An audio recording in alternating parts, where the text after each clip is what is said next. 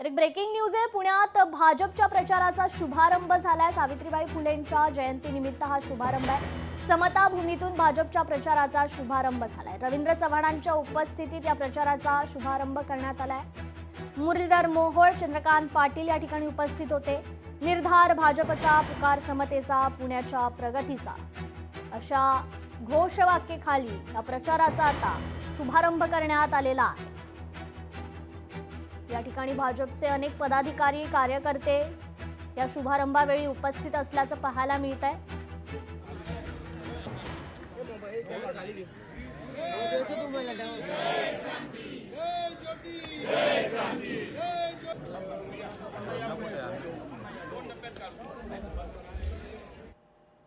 तर कोल्हापुरात महाराष्ट्र पोलीस दलाचा स्थापना दिन मोठ्या उत्साहात साजरा करण्यात आलाय।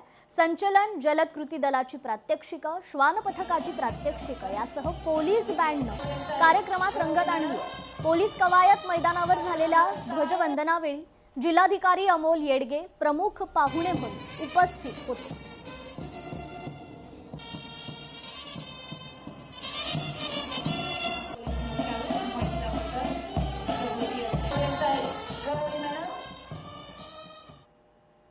अखेर चिपी विमानतळावर नाईट लँडिंगला परवानगी मिळाली आहे। नाईट लँडिंगसाठी आवश्यक विद्युत पुरवठा पूर्ण झालाय।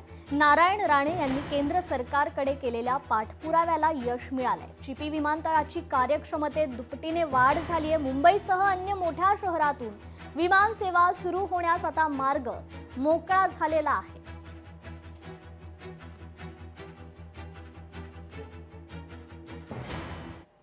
ज्ञानाचा विकास झाला तरच देश विश्वगुरू बनू शकतो। केंद्रीय मंत्री नितीन गडकरींनी हे वक्तव्य केलंय। ज्ञान ही शक्ती आहे असं देखील गडकरी म्हणाले। प्रबोधन, प्रशिक्षण आणि संशोधन या 3 सूत्राच्या आधारे शिक्षणाचा विकास ही समाजाची सर्वात मोठी गरज आहे। सेवा सदन शिक्षण संस्थेच्या शताब्दी महोत्सवाच्या उद्घाटन समारंभ कार्यक्रमात केंद्रीय मंत्री नितीन गडकरी यांनी हे विधान केले। उत्तम संस्कार आहे, हे उत्तम माणसाला घडवणार आहे। आणि म्हणून स्वामी विवेकानंदांनी आपल्याला नेहमीच सांगितलेलं आहे की शिक्षणाच्या माध्यमातून, संस्काराच्या माध्यमातून भविष्यातला उत्तम नागरिक निर्माण करणं ही आपली सगळ्यात मोठी प्राथमिकता आहे। या नागरिकाला तयार होत असताना त्याला रोजगार मिळणे तेवढंच आवश्यक आहे। कारण विवेकानंदांनी तेवढंच समर्पक सांगितलं आहे की no philosophy can be taught to empty stomach.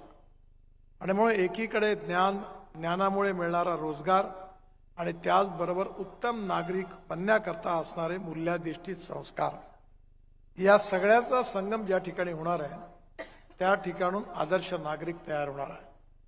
आणि म्हणून मला अतिशय आनंद आहे की या संस्थेने सातत्याने हा वारसा जपलेला आहे।